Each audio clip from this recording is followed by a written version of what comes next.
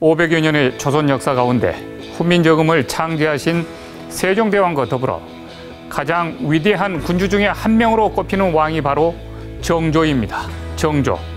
그 이유가 뭘까요? 다름이 아니라 과거 논쟁으로 나라의 오늘과 미래를 탕진하고 있는 작금의 한심스러운 정치 때문입니다. 잘 아시다시피 정조의 아버지는 할아버지인 영조에 의해서 떼약볕 기주 속에 갇혀 8일 만에 세상을 떠난 사도세자였습니다. 당시 11살이었던 어린 정조가 가슴속에 품었던 것이 무엇이었겠습니까? 바로 부친을 죽인 세력들에 대한 한이었을 것입니다. 한. 그래서 사도세자를 죽인 세력들은 정조가 왕이 되는 것을 막고자 백방으로 노력했지만 정조는 이 모든 어려움을 이겨내고 마침내 왕위에 즉위했습니다. 그런데 죄인의 자식이 왕이 될 수 없었기 때문에 정조는 사도세자의 이복형인 효광세자의 양자로 입적해야만 했습니다.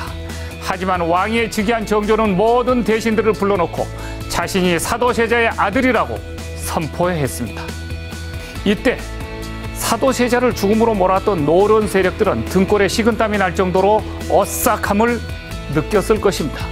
거대 당파라 할지라도 국왕이 자신들을 숙청할 것으로 생각했기 때문입니다. 그러나 정조는 자신의 어머니를 죽인 세력들을 피로 응징했던 연산군과는 달리 다른 길을 갔습니다. 자신의 아버지를 죽인 노론 세력들에 대해서 보복과 복수를 하지 않았습니다. 바로 여기에 정조의 실용정신이 역사 속에서 평가를 받고 있는 것입니다. 그 대신 정조는 자신의 정적이었던 노론과도 공존을 모색하면서 국정을 안정화시키는 데 매진했습니다. 때로는 노론과도 타협을 하면서 미래를 지향했습니다.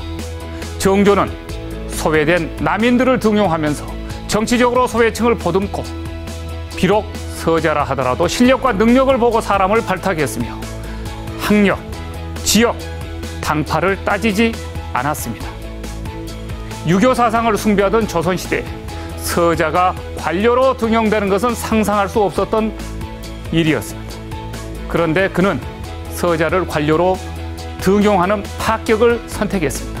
그리고 노론파가 성리학과 주자학을 핵심 이념으로 받들었지만 정조는 천주학과 서학을 허용해서 사상의 다양성을 추구한 훌륭한 군주였습니다. 정조는 결코 성리학의 이념에만 매몰되지 않았습니다. 이런 정조의 최대 업적 중에 하나는 흉년의 원인으로 유민을 발생시킨 가뭄의 극복이었습니다. 정조는 가뭄과 홍수에 대비해서 만석거라는 저수지를 만들어서 농장에 물을 제공해서 풍작을 이루게 한 군왕이었습니다. 지금 지방에는 가뭄으로 목이 탄 국민들이 아우성입니다. 그런데 우리 정치권은 국민들의 이 원성을 뒤로한 채 이념전쟁, 역사전쟁에 빠져 있습니다. 감정 대립은 점차 확산되고 있습니다. 국론이 분열되고 있고 국가가 반조각 나고 있습니다. 누구에 의해서? 정치인들에 의해서.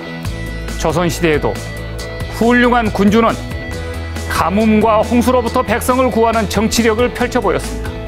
그러나 21세기 인터넷 시대에도 무능하고 무책임한 정치는 가뭄 문제를 해결하지 못하고 있습니다. 우리는 역사로부터, 아니 정조로부터 무엇을 취해야 할까요? 지금 정치인들은 가뭄, 한해 지역으로 뛰어내려가 지방, 자치단체장들과 지역 주민들 그리고 중앙 관료들과 힘을 합쳐서 가뭄에 허덕이고 있는 이 나라 국민들을 구해내야 합니다. 이것이 바로 오늘의 정치인 것입니다. 오늘의 정치. 장성민의 시사탱크. 저는 내일 이 시간에 다시 찾아뵙겠습니다. 시청해주신 여러분 대단히 고맙습니다.